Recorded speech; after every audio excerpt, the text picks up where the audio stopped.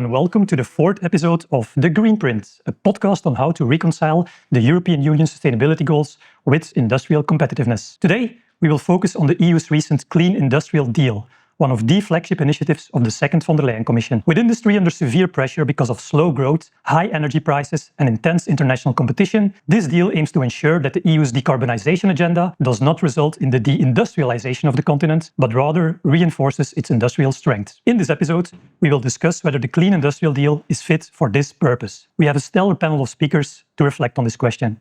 Kathleen van Bremt is a member of the European Parliament and one of the most respected MEPs on all things climate, trade and a clean industry.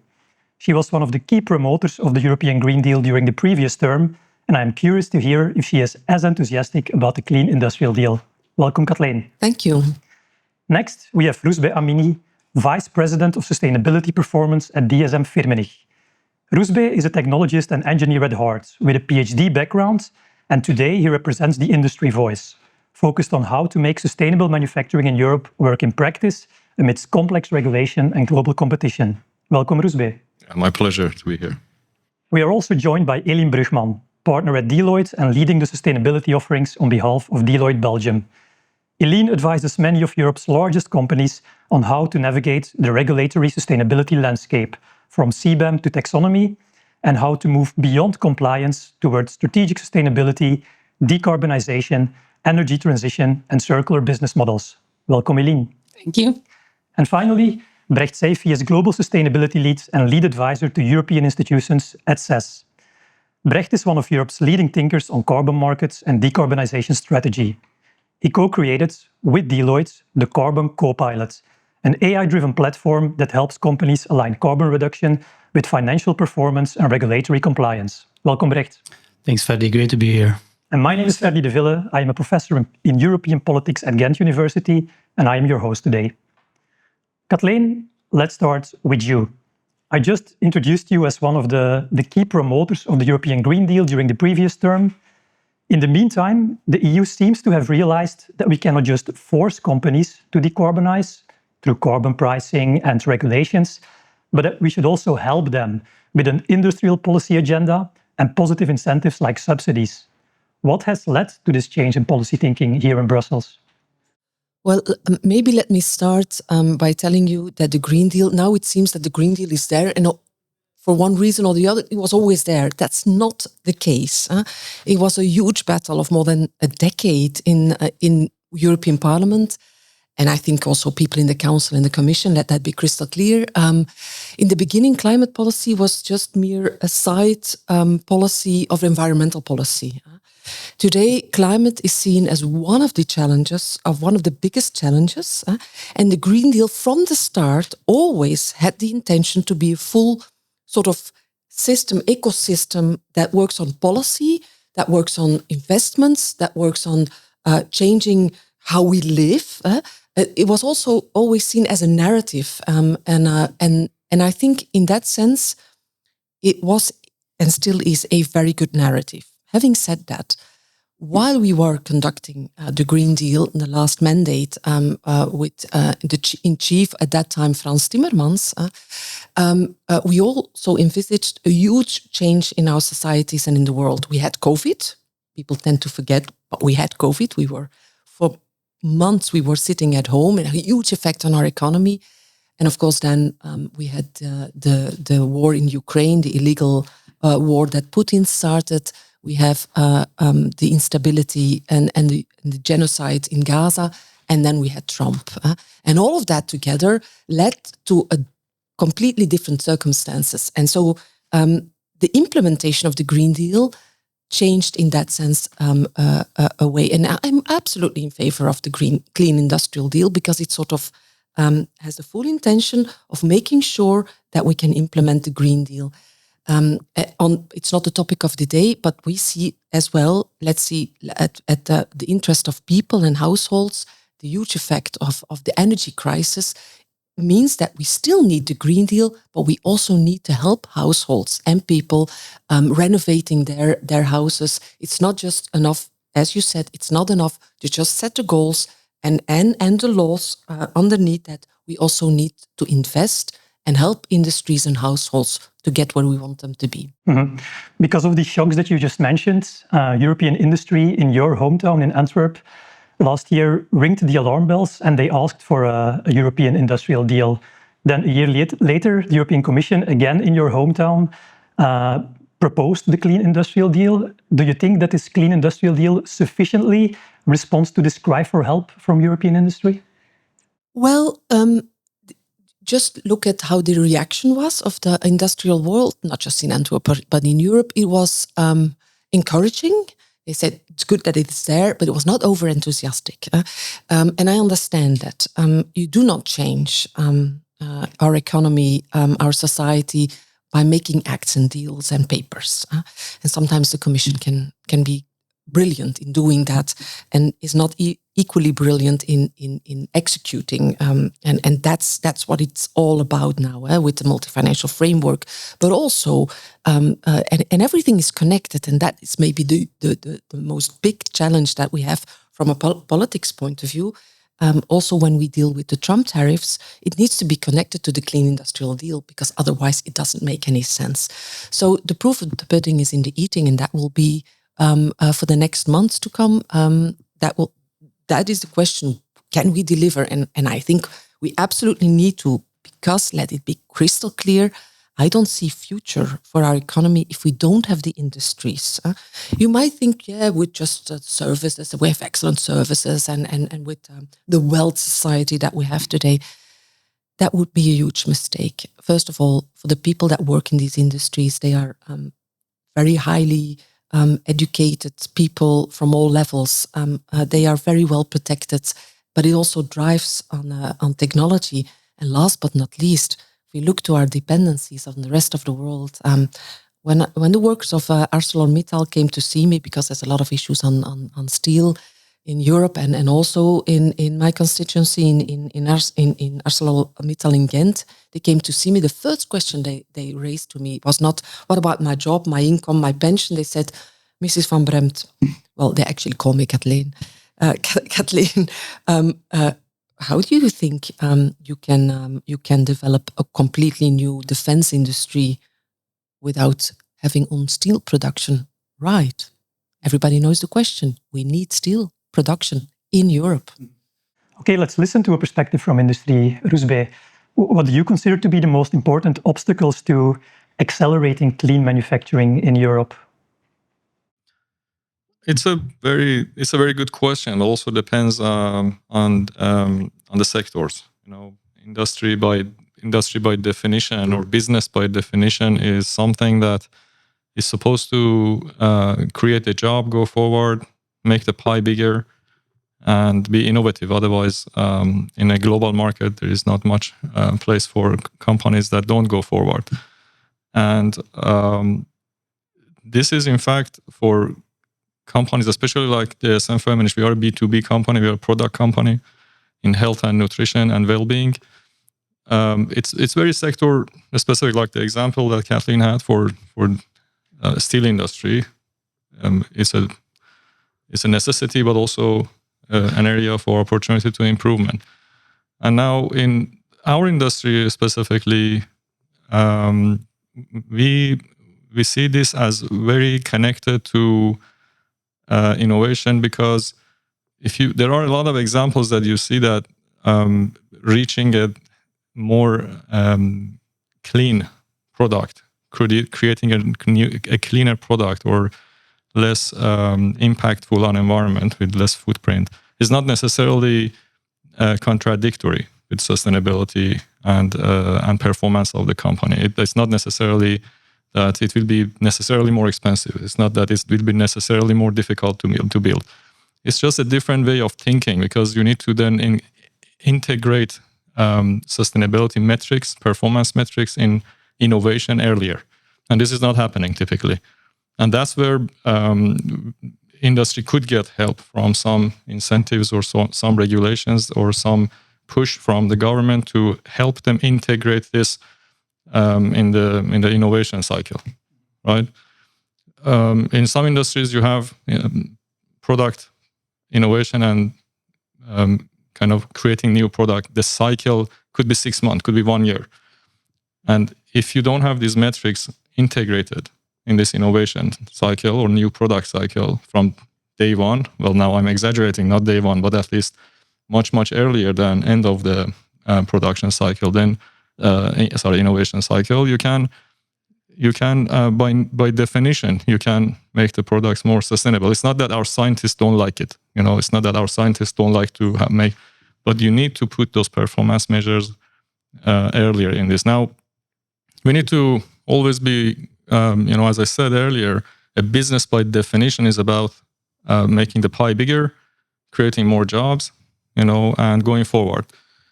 So it's very important to make sure that we get the industry gets consistent messages. Industry needs some stability, not only in commercial and economy sales, but also in political sense. If one day you say no, do this, and then the other day they do that, it's not only difficult, to figure out what's the direction, but it's also very difficult to adopt because processes in industry take time to integrate and to build. For example, if you might change the definition of carbon overnight, but it takes us years to build it into our processes. And now if you change it again overnight, then it takes us another couple of years to build it in our processes, right? So that's the type of landscape we are looking at. You mentioned innovation. It is often said that Europe has always been good in innovation and still is, but that the key challenge is to scale up innovation and compete on the global stage then. Is that also a challenge for your company?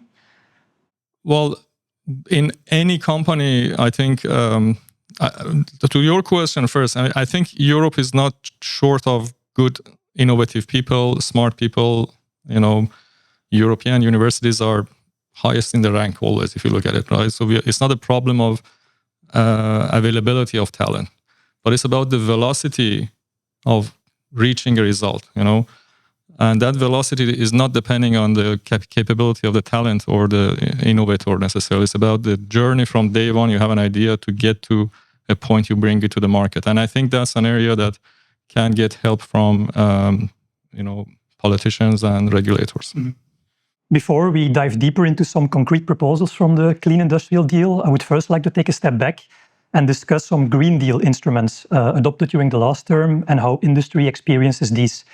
Eline, you work with many clients across Europe. How are companies experiencing instruments like the EU's Emissions Trading Scheme, or ETS, or the Carbon Border Adjustment Mechanism, or CBAM? Are they seen as enabling transformation or rather as adding complexity to doing business in Europe? That's a great question. And actually, the Clean Industrial Deal and the omnibuses are a response to the ask of the industry. We talked already about the Antwerp Declaration, but then the Draghi report, for example, that's stated that there are some issues with the regulation and the simplification. The clear intent of ETS, CBAM, the Clean Industrial Deal is to support competitiveness and to boost towards sustainability. But it's a two-way street, let's say, because there is indeed a lot of regulation. And it's a complex regulation. And what companies need is stability, clarity, and support. What is now the debate and the talk of the town are the omnibuses and CSRD, for example. If we look at the propositions that are now going, we are in the process already for several months in discussing how the omnibuses and the simplification of the reporting regulation should be implemented. But we still have months to come.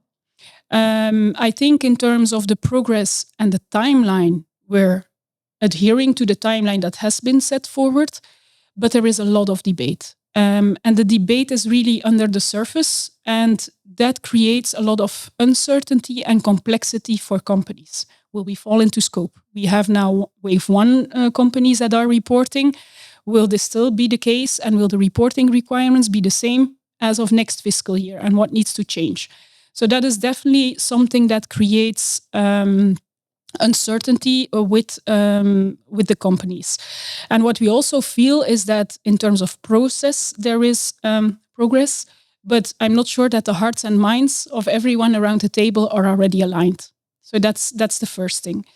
Secondly, reporting should be the outcome of the actions that are taken towards competitiveness and sustainability.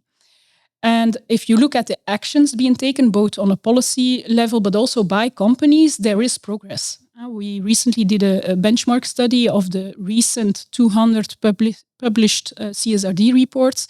And we see that companies actually actively act upon energy transition, climate, circular economy, and business models. So that's a great evolution. So how can we reduce the burden? I think that's one. And again, stability, clarity, and support are key elements. But we also need to track progress. And that's why CIFIC, together with Deloitte, developed a monitoring framework as part of the Antwerp Declaration and the Draghi Report. There are KPIs set forward. And we actually want a monitoring framework that states how are we progressing, both in policy, but also in the outcome that is desired in reduction of CO2 and in competitiveness landscape. And companies are doing what they need to do, and they have progress on sustainability, but the biggest challenge now is profitability.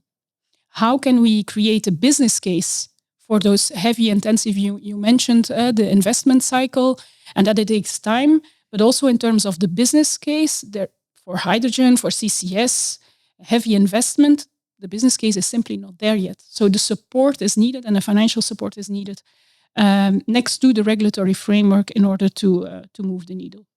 So it's a complex landscape, I think, and consistency will be key. Yeah, so I heard you say. Kathleen, go ahead. No, yeah, I know it's not a debate, and I'm a politician. I'm always jumping into the debate, but I absolutely agree with what you said. But I want to make a broader political remark on the omnibuses, because it's very much into the Brussels bubble. This will solve the problem. It will not. Let me be quite clear on that, because it created the idea that the problem is the European legislation. And of course, European legislation is not perfect, far from. But European legislation is very well thought of. We always make impact assessments. You ask any national government whether they do that. We do impact assessments. It's based on a broad political majority in all these member states. And it's long-term. The predictability is always in there in the European legislation. The problem is the implementation of the legislation in the different member states. They start to implement it in a different way. They can do that. We should maybe think about changing that. And then the implementation in the member state is so different that for companies that, of course, work across all the national borders have a lot of difficulties. Second, on top of that, think about the permitting issue. That's all national issues. So I think the industry and the corporate world made a mistake by really putting so much emphasis on simplification. I don't have any problem with simplification on CBAM, the Carbon Border Adjustment Mechanism. It was a good simplification where we said, we will make a simplification. We keep 99% of the CO2 emissions, and we reduce 10% of the companies that are affected by it. That's a good one. But CSDDD, I think it will blow up in the faces of many industrial and other companies, because we need that, because consumers ask that companies are accountable, and we can be a front runner in the rest of the world. So that's what I wanted to make as it's not. I don't think the omnibuses will be the solution for the industrial problems that we have. Rusba, you want to respond? Yes. Again, to your point, it is also again industry. Some areas are really sector specifics. Different sectors, industries are different. I can give you an example of our sector. Our sector, our company, DSM Feminist, but also we see other companies in the sector, they are going to do CSRD anyway. We are not even waiting for Omnibus to see what happens. And the reason is not necessarily because we want to show that we follow a regulatory discussion. It's about we want to be the front runner, and it's also competition, at the end of the day. You also know these kind of ESG ratings and things like that. They not only show the performance of the company, but they are necessary for keep us in the competition, right? And we already see it. But also remember that the business is also about customer. If the customer never asks for something in time, that topic will fade out. But our customers are asking. In our sector, our customers demand it. We see more requests from customers coming about these topics. They want to know more about the performance of the products, not only from classic, price and quality and things, but also from sustainability metrics of the product. And to be very clear, the data that we are now using for CSRD, for example, reporting is in fact very useful for that customer request, right? And we have a very large technology roadmap to make sure that we bring this data and this information to the tip of the finger of the sales guys, right? So, and then this starts bringing value, because it's like a snowball effect. You start bringing the information to people will see the value, they will ask for more, right? And they start trusting it. So if you look at our sector, no one is, we defined, or our CEO made it very clear, we go forward anyway. We don't, even if you stop CSRD tomorrow, we might actually keep going forever, because we see the value in this beyond the regulatory. But then, the topic that you also mentioned is that confusion, because a confusion, it makes more problem than the regulation itself. Mm-hmm. Brecht, Eileen mentioned some challenges for companies in terms of reporting. Maybe technology can help with that. And so you developed the Carbon Copilot. Can you explain how that works? Well, actually, it's something purely focused on the carbon market. I think carbon markets as such, I think is something really useful because it's something objective, in a sense that you commoditize actually CO2 emissions. You say there is a price tag related on polluting greenhouse gas emissions, but more specifically CO2 emissions. And instead of saying we need to become more sustainable and it's a moral obligation, which is true, but not for everybody. Some people see it as a burden. It's quite simple. If you pollute a lot of CO2 emissions, people, companies know what they will pay. So in that sense, I'm really someone who really thinks that this is an instrument that works, that is proven. Europe was actually one of the front runners. In 2005, we started the ETS mechanism. And what we see is that we gradually decrease the amount of CO2 emissions that our industries are polluting. It's a cap and trade system. And so there is a cap where the European Commission says, this is our goal, fit for 55% lower emissions compared to 1990 levels. So decreases over time. It's also tradable. But what this does, it makes carbon, in this sense, really, and the decisions based upon that carbon, business imperative. So that means companies are affected by it financially. Procurement, for example, they need to think how this is something that is affecting them. So it's a whole, as Roosbe example is showing, all these different stakeholders in a company need to think about it. So you have ETS, you have CBAM, which actually is a response on the amount of free allowances that will be decreased as of next year. So it is not only in what an ArcelorMittal, for example, is polluting in its plant, but it's also what you're importing from raw materials, for example, and the CO2 emissions that were polluted with the extraction. So all these things together is kind of the circle is round now. A company needs to look at this sustainability decarbonization problem as a problem which is really affecting their core operations. Procurement, strategic, sustainability. I was in a conversation 3 weeks ago with a major chemical company and they say, Brecht, we are at the point of redefining our whole procurement strategy. Because with CBAM, if you now close a contract over 3 years, that means that actually in 3 years they are affected by CBAM. So always my simple example is your Chinese iron ore supplier, which was cheapest in absolute values, is not after CBAM maybe the cheapest alternative anymore. I mean, maybe you can source more locally. And I think that's a game-changing thing. And the technology, the carbon solution that we built is really taking all these data points into account, the regulatory data points, but also the financial metrics of companies, and we'll merge those two together. What I also really like is that now it becomes for the exporter, the non-European exporter, also something to position themselves as, hey, maybe we are not cheapest in absolute price, but we are sustainable. And this put together makes us a viable alternative maybe for your CO2-intensive current supply chain providers. So I see there a huge opportunity because it's a complex issue. You have so many data points. The people in a company, they usually have one focus. It can be controlling, for example. It can be their operations. But I see now that carbon as a common denominator for those CO2-intensive companies or CO2-intensive supply chains to really make data-driven decisions, complex decisions that are steering their behavior towards operational excellence. And what do I mean by that? I think now it's and the Draghi report also showed that before we had sustainability, everybody needs to become more sustainable. But I think the Draghi report added another dimension, which is that competitiveness dimension. And now we are talking about competitive sustainability. Well, before, companies saw this as two conflicting objectives. I think it will be the challenge of our generation as well to bring those two together. And to bring those two together, you need to know what the alternatives are.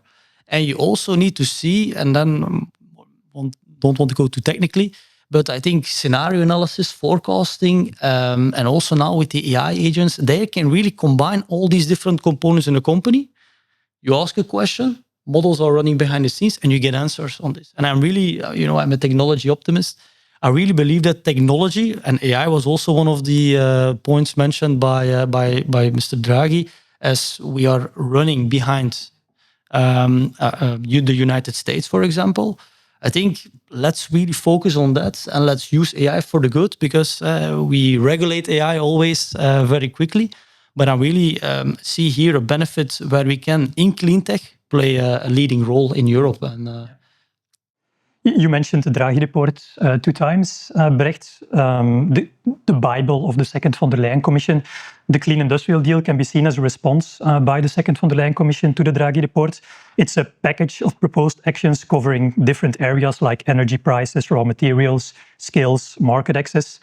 But perhaps one of the key priorities of the Clean Industrial Deal is to close the funding gap for scaling up clean technologies and clean production in Europe. Kathleen, the Clean Industrial Deal promised a 100 billion industrial decarbonization bank that should be launched next year. And then also an even larger competitiveness fund to start in 2028. We are recording this episode today, the morning after the Commission presented its proposal for a new multi-annual budget. And we have just learned that this competitiveness fund will contain 409 billion euros. Not only for clean tech, but clean tech is one of the 4 pillars.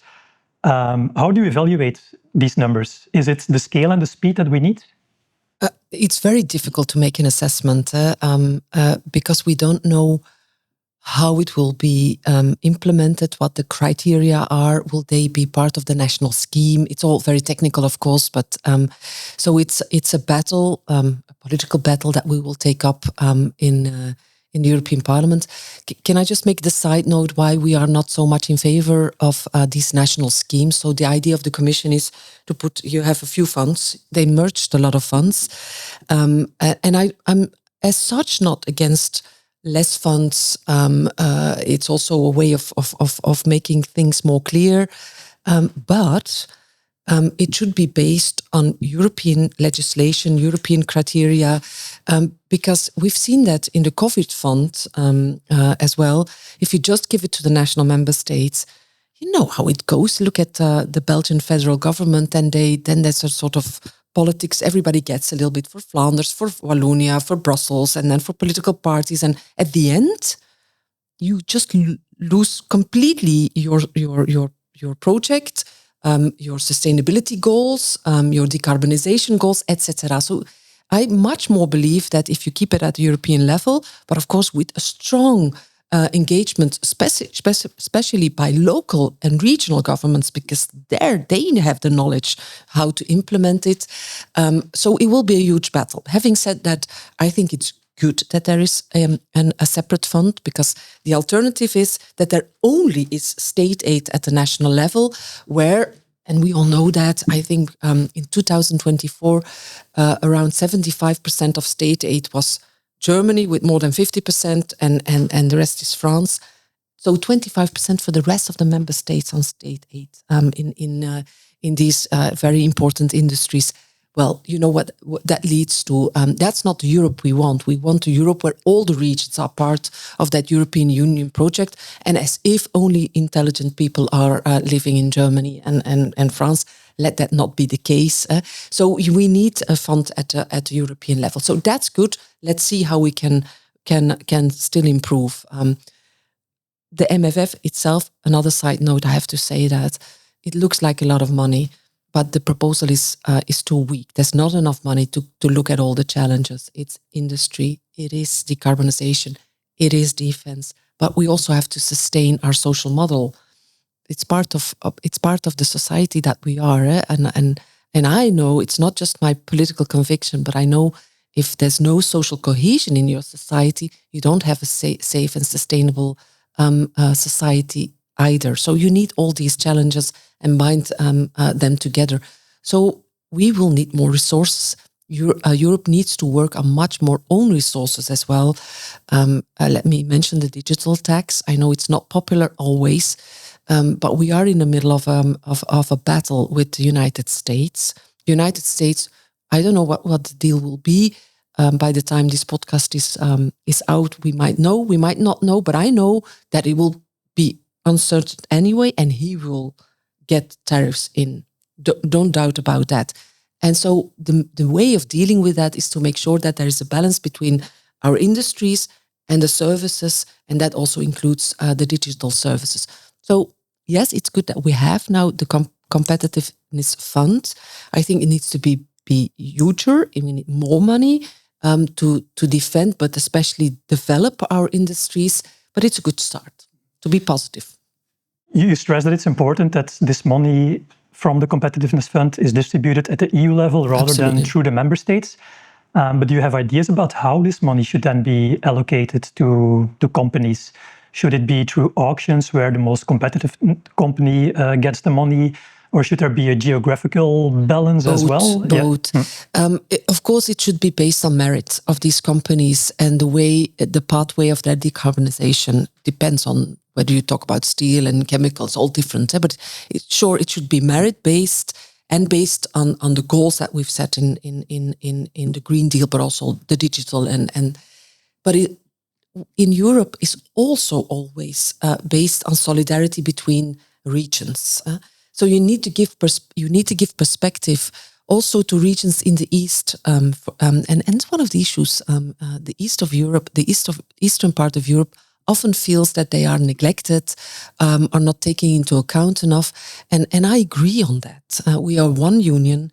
The cohesion funds are a very nice example of that. It used to work brilliantly in the past to make sure. Of course, there's still a wealth gap.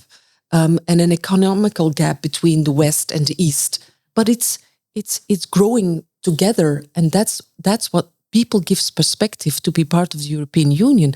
We in Belgium, we benefit hugely from the internal market. It creates so much wealth for our people, but we can have more solidarity with the eastern part, and that also goes. It's not just about money; it also goes about the opportunities that these countries have to develop, also in their industries. Mm-hmm.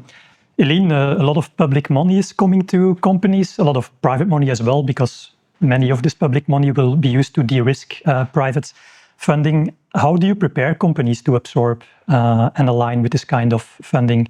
What does it take to get a firm investment ready? That's actually a very good question. And the first thing we always tell companies that we support, because we do support companies in adhering those grants and incentives, is a matter of choosing the right investment strategy.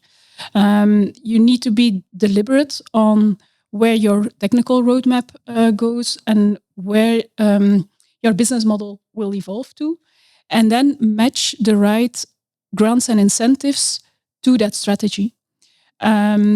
Secondly, we always match the technology options, the business case, the requirements of the consortium with the requirements of the different funds. And these are sometimes different, and the likelihood of capturing then that money depends on the strength of the business case and the strength of your submission file, but also matching it with the criteria. So that's the first step. Be very deliberate on your investment strategy, and you don't necessarily need to opt for one grants and incentive because it looks interesting. It really needs to match the file. Then secondly, when you write the file, the way you write that file is very important and needs to be very elaborate. But there is a difference in the different schemes. For example, the Horizon funds, they are very specific and you need to be very elaborate in the text that you're writing. For Seven Innovation Fund, that's already a lot different and it's a little bit more vague and more generic. For CEF then, specifically, and IPCEI, they target more cross-border projects and common infrastructure. So again, they're matching your consortium and within your value chain with whom you collaborate and how is very important. But the Commission is also adding new criteria, for example, the type of innovation, or, for example, EU resilience or autonomy is becoming more and more important in the qualifications. And then when it comes to certain funds, it's not just a matter of the financials anymore, but also what is a commercial viability. And not all business cases need to be positive already. So you can have a negative business case or a funding gap that is still there, as long as you're very explicit on the assumptions that you take and how you come to that business case. And that's also where some of the incentive schemes should really be put to force. It's on de-risking and making sure that those first movers are incentivized to take a risk in that new technology or in the new incentives that are available and in the new roadmap that they want to achieve. So be strategic. And once you choose the right grants and incentives, create your file so that it matches the forward-looking criteria of the Commission. Okay. Brecht, can the Carbon Copilot also help with this? Applying for funding, using funding in the most efficient way? Not really, but the thing is, technology can do a lot of things, but I think it's important also to take into account.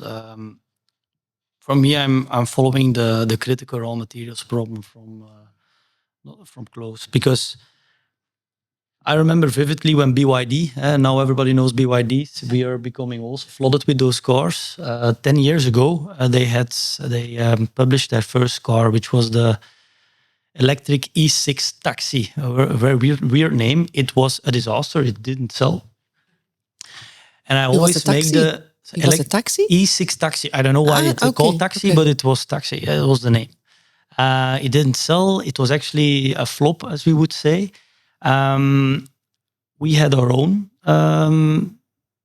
disaster, I would say, or it was really a pity that it happened, which was Northvolt.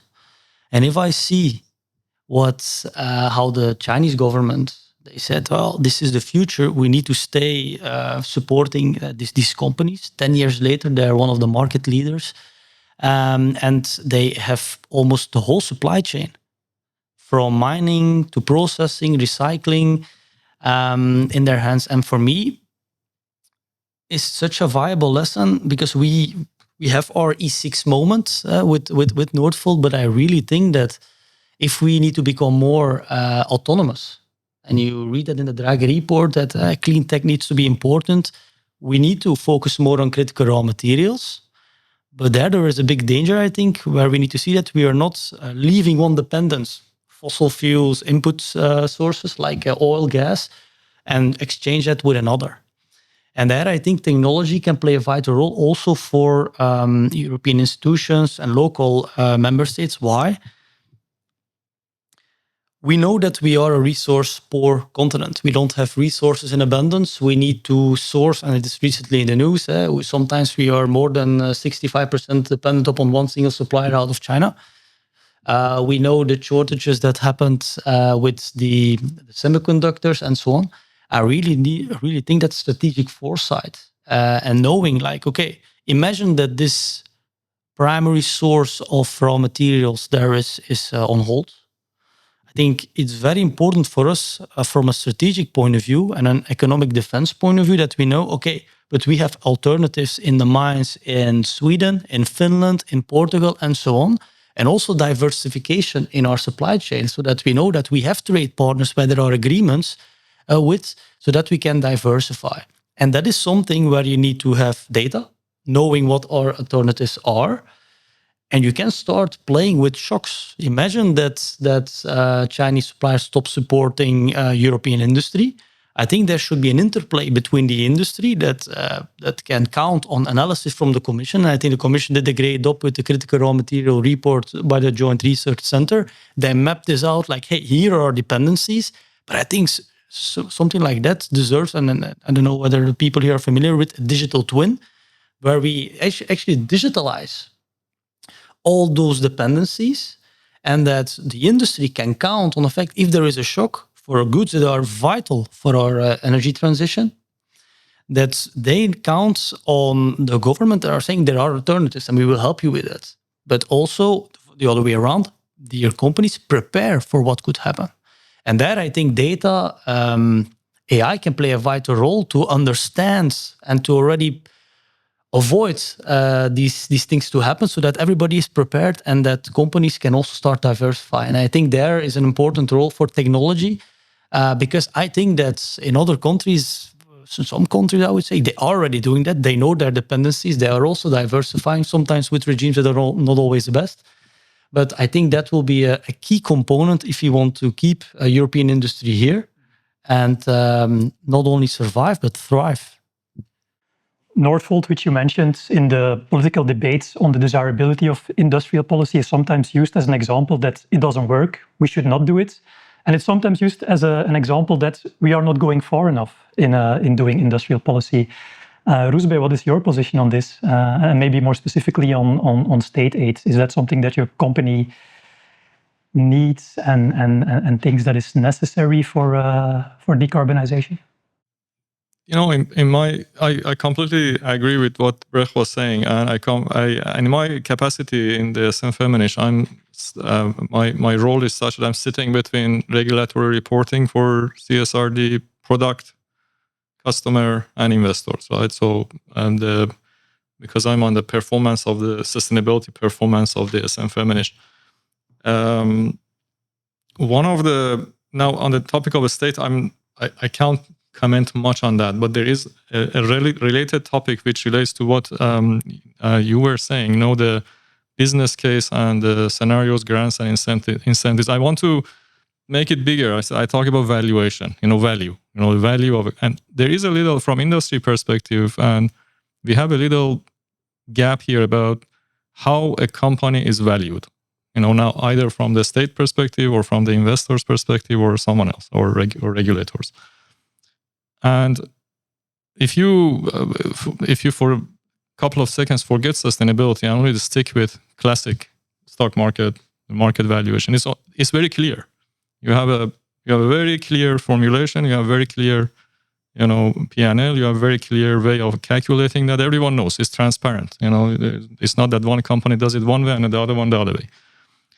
Now, if you add sustainability to it, then you have a kind of a crisis of valuation, because now, on one hand, you have successful companies, their book of business, their P&L, their financial report is very easy to analyze. You can have Warren Buffett methodology to value a company, but then when you add the ESG to it, you suddenly become, okay, now it's completely a different direction. Now, how to value a company that, the book of business looks like this, but the sustainability looks like that. And we see it in investors that they have to, now you suddenly come to this situation, you have ESG investors and other investors, because the way they look at the value of a company from ESG perspective is not necessarily like other investors, and that's the problem. It is an opportunity for us, but it's also a problem for us, because it means that it's very difficult to build a business case. You mentioned grants and incentives. Okay, well, if the state wants to give some grants to a certain company, perhaps they also need a business case, right? But then how do they value it? You mentioned BYD in China. Perhaps they valued that company in a certain format. It wasn't just kind of seeing the future and what happens in 10 years. It was the certain methodology for valuation that made that decision that we need to put the money here or not put the money here. Now, that decision making at the company, at the business level, at the executive level, at the state level, that decision making and the kind of formula, the atmosphere and the way you need to calculate that value, I think there's a gap. And just by issuing a lot of funds and by putting a lot of money on innovation, it's not going to get fixed. And that's where, because again, as I said, a business is about value, making the pie bigger. And so if as a business, possibly most businesses, if they see the value of their business is not growing because of a certain decision, then most probably they will not take that decision, right? I think that's something that the state and government and regulators should think about. How to bring this value to how to define this value and then put it in the foundation of the economy in Europe. Yeah, I agree, because you mentioned on the one hand, how do we look and value ESG? Currently, there's a lot of debate. If you would just look at one parameter being the ratings, even within the ratings, there's a dispersity. The standards as part of the CSRD were going to contribute a bit to, okay, what is relevant for an industry? We are stepping away from that thanks to Omnibus, or despite Omnibus. So it is a challenge indeed to clearly articulate what the value of sustainability is, but there is a lot of work to be done. And once the reporting is more mature, I think we will also have some competition internally in seeing, okay, what are my companies or competitors doing in that respect? But secondly, you also mentioned the internal business case. I think we need to look at financial performance or company performance also internally in a different way. If we use the classical methods of ROI, then there will never be a business case for some technologies to be implemented. Absolutely. It's already happening. I can tell you in industry already many innovations are deprioritized because the ROI is calculated with financial ROI. And you can't, like your case, who knew that there is ROI in it, right? In BYD, who knew? How do you want to know? And how you want, and now assume you know how you want to value it, to put it in the business case in innovation. And as I say, innovation takes years. It's not just, let's innovate this, let's rethink this glass and tomorrow we have a new material, It takes at least a year to at least bring it to, make it tangible, bring it to the scales, and then you have impact when it comes to the scales. Kathleen, Brecht already mentioned the concept of resilience and autonomy, and indeed, the Clean Industrial Deal is not only about reconciling sustainability with competitiveness, but also with economic security. And is there not a risk that we are now swapping our dependence on fossil fuels to a new dependence on critical raw materials and clean technologies from China? And what do you think is the role of trade instruments in avoiding that scenario? Well, unfortunately, it's already the case. I would want to tell you something different and say, look, we still have a few years to make sure that we are not, but we are completely dependent on China. And it's up to sometimes 99% of some of these critical raw materials. And it's not, unfortunately, only raw materials. It's sometimes the complete value chain. Think about the batteries. And it should, there are lessons to be learned because it shouldn't have happened. We lost the solar technology. They just stole it from us, but that's not the case for the batteries. They improved their technologies much, much faster. And it's one of my political frustrations, I have to say, because I've been also, it's a long time ago, the chair of the Dieselgate committee. People still remember it was about cheating on the emissions. Began with Volkswagen, but it was a disease in a lot of car producing companies in Europe. At the end of that committee, we made the formulation and we said, look, we need to go from the combustion engine to the electrifying our mobility. And the whole sector, almost, if they could, they would have banned me to maybe the United States or China, because it was like, I said something that was so unacceptable. I'm talking about 10 years ago. I'm not saying that they should have listened to me, but actually they should have, not just to me, but to many people who said the same. Then I think we would be in a completely other situation. The same goes for fossil fuels. If we would have had the Green Deal, not now, but 10 years ago when there were already proposals, we would not be in the energy crisis that we are today. We don't have any fossil fuels. Let's be crystal clear. We have to get rid of it because otherwise we will not be competitive and we will be completely reliable. The same lessons needs to be applied to critical raw materials. It's something completely different, of course. But yes, there are lessons to be learned. First of all, circular economy. There's so many. It's not happening. We have a lot of legislation on it, but it's not happening. Making sure the whole discussion about steel, make sure that the scrap stays in Europe would be a first important step, more than putting any tariffs on steel products, but make sure that the scrap remains in Europe. It now goes to the rest of the world.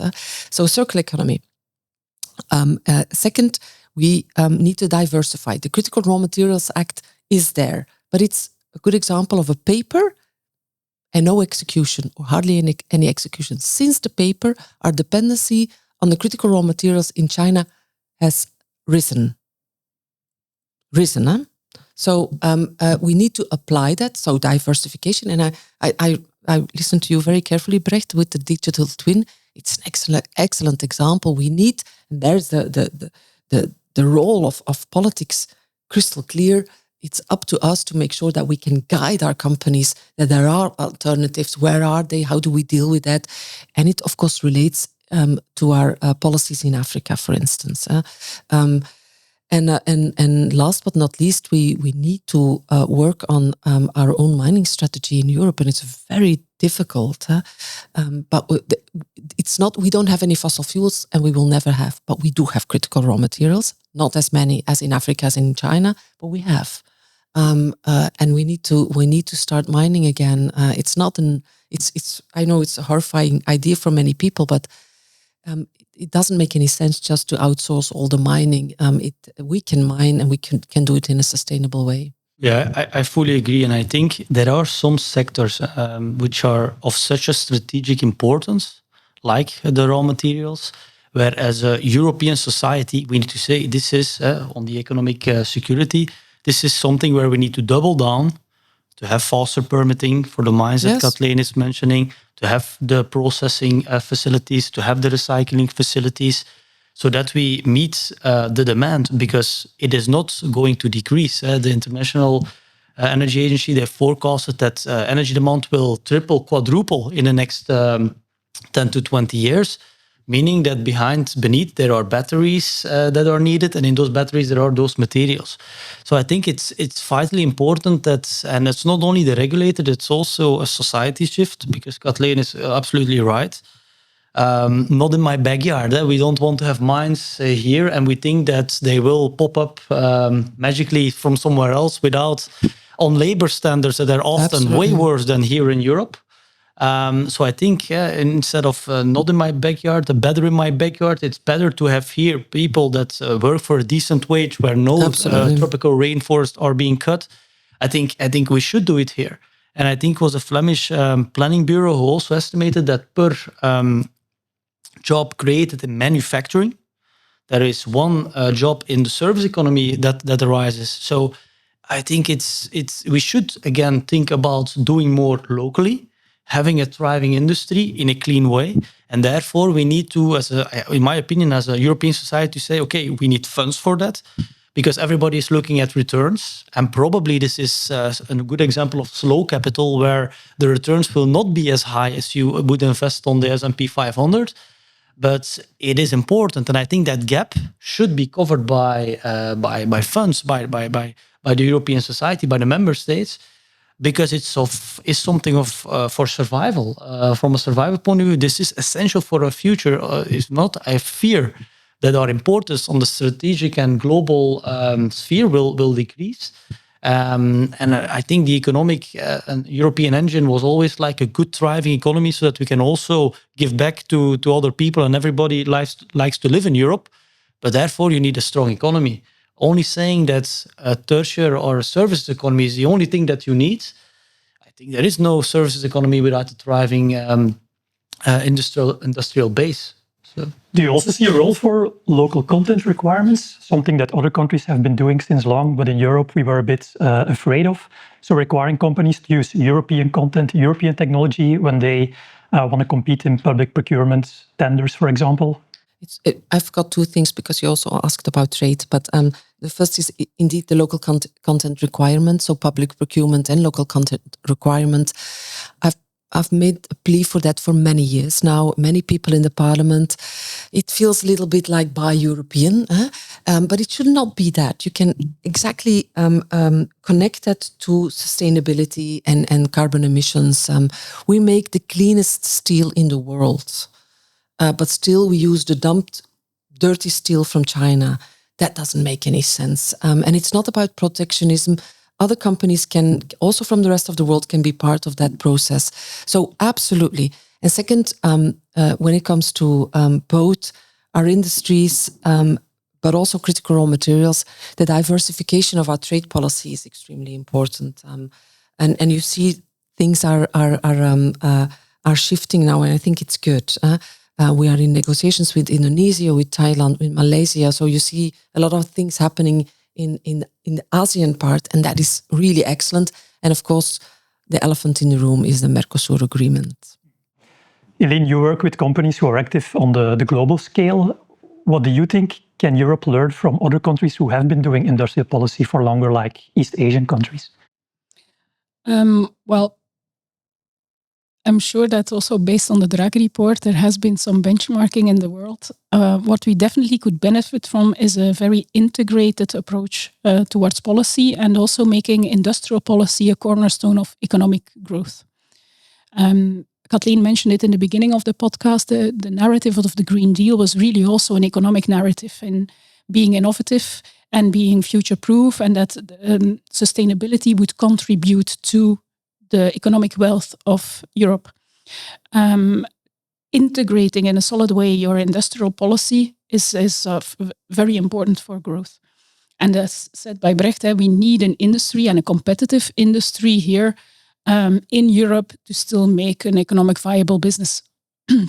So that's first. So yes, we can learn based on the monitoring framework that I explained earlier. We also did an analysis. How is the EU, working versus China and the US? And what we see is that there is a huge difference in, for example, labor costs. There's a huge difference in energy costs. There's a huge difference in the availability and the scale of funding mechanisms. And we also already mentioned in the podcast permitting, where, for example, in the EU, it can take up 9 years versus US 4 years. And in China, it's even less. And sometimes it can be done in months. So having that agility, that speed of working, but also a very stable, predictable regulation, and then the financial support to decide or to support where we want to go is very important. But it also requires us to define where you want to go. What type of industry do we want in Europe? And having that vision clear, I don't think we're there yet in the sense that you have a lot of debate in still wanting the manufacturing in Europe or not. Do we want a new economy? What kind of growth do we want? Being clear on how you see the future, and then really having that roadmap and that strategic planning is critical, but it needs to be in a partnership with the companies and the private sector. And that's also a plea, I think, for a different kind of policy making that is much more strategic, much more long-term, but also in a public-private partnership, if I can say so, that we really, we are no longer, it's up to the policymakers or it's up to one company. No, it's an ecosystem that needs to be built, and we need to do it within the value chain, because I think you already mentioned for DSM, you are part of a value chain, so you need both your customers and your suppliers to buy into your product and to jointly contribute to sustainable actions. And carbon is one measure, but it's very difficult to define the requirements of your product and how that fits into the supply chain of someone else. So working together towards a common goal will be very important, and it's also the same for policy making with industry. I think your point on making strategic choices is very important. An industrial policy for every sector is an oxymoron. You have to make choices. Rusbe, I want to come to you. What does industry expect from governments to navigate this more geopolitical environment that we live in? You know, a business is sustainable if its operation is sustainable and its supply chain is sustainable, right? So I think it's a very big dream, and perhaps a wrong dream, if we want to have a dream that says, well, we want to make a very sustainable industry and environment in Europe, but the supply chain, let's let it be where it is. And you know, and sustainability also, when you look into how sustainability is measured or how we measure areas that we need to look at in sustainability is driven by risk. And guess what? Resilience is the inverse of risk. So by mathematics and definition, if you make a company more sustainable, you need to make the supply chain more sustainable. And when you make that sustainable, you make it more resilient. And I give you an example. If you look at mint, for example, now, sorry, I'm not going to steal because that's not my expertise here. I go to something much softer, is the mint.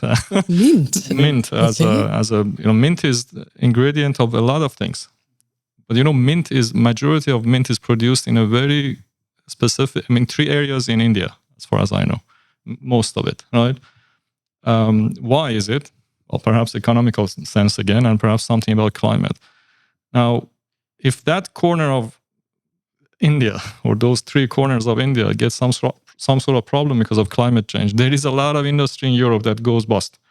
A lot of industry, and in healthcare, in pharmaceutical, in food, nutrition. Really? Yes. Interesting. Now, we might start thinking, just the price goes up and this and that. No, the industry will go bust because if the supply goes down, you cannot produce that product, right? Is it a strategy? And it's possible to grow that elsewhere. It means, you can.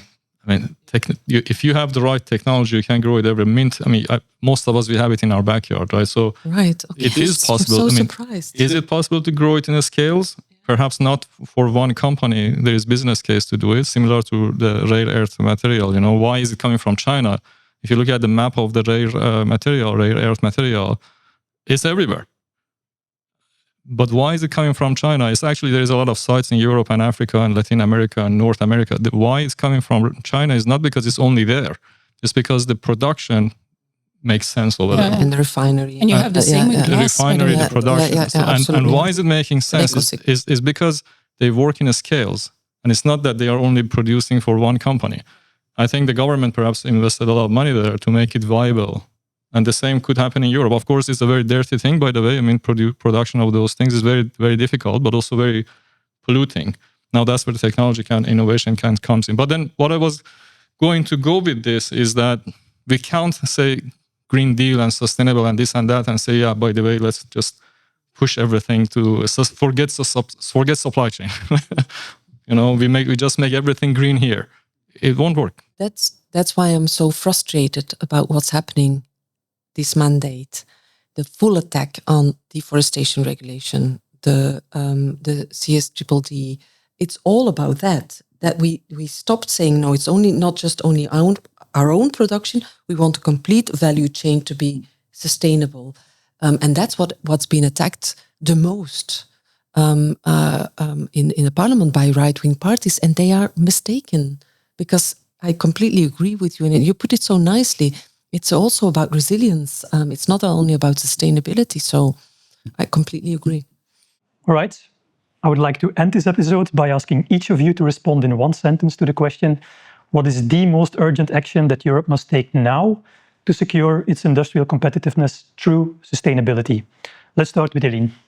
I will not use a sentence, but I will put in 4 words. Oh, that's even better. Stability, clarity, financial support, but I would also say trust.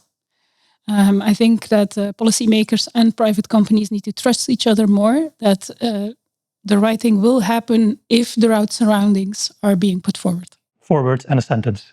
Recht. For me, that's strategic consolidation of certain sectors. We discussed about it today, that are so vitally important for now, but also for the next 10, 20 years, that if we will not do some things on a supranational level, which affect all the member states, I think we will get hit and also lose economic prosperity. So consolidation. Okay, Rusbe? Well, stability is important, and also scales. Thinking about the scales and velocity, it's very important, especially as you hear competing with other continents and this and that. I think it's important to always think impact is only coming when you do it big and you do it with velocity. Mm-hmm. And Kathleen? I would say don't get disturbed. And I mean by the Trumps, Xi Jinpings, the Putins of this world. Stay calm, be focused, and carry on from your own strength as Europeans. Okay, that is all. A big thank you to all our guests for a very rich discussion. I learned a lot that mint can be considered a strategic good and many other things. And thank you to you for listening. If the Clean Industrial Deal is to succeed, it will require coordinated implementation, proper funding, and trust between policymakers and industry. We'll be following closely how this unfolds. Thank you. Thank you.